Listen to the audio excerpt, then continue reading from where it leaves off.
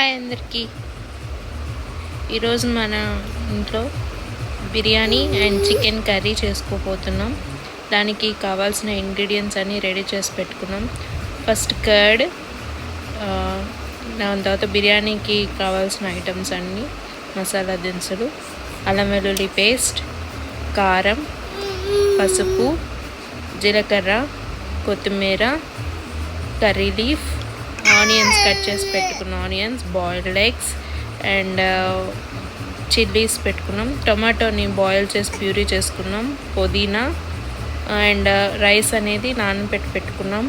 ఇది వచ్చేసి మనకి చికెన్ కర్రీలోకి అండి, గ్రేవీ చికెన్ కర్రీలోకి.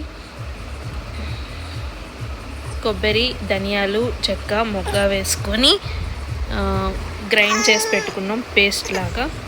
సో స్టార్ట్ చేసి మీకు అంతా అయిపోయిన తర్వాత నేను చూపిస్తాను.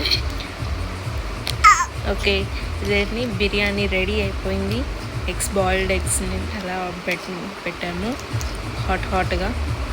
And chicken curry, gravy curry. And next వచ్చేసి గోంగూర పచ్చడి కూడా చేసుకున్నామండి. And next raita.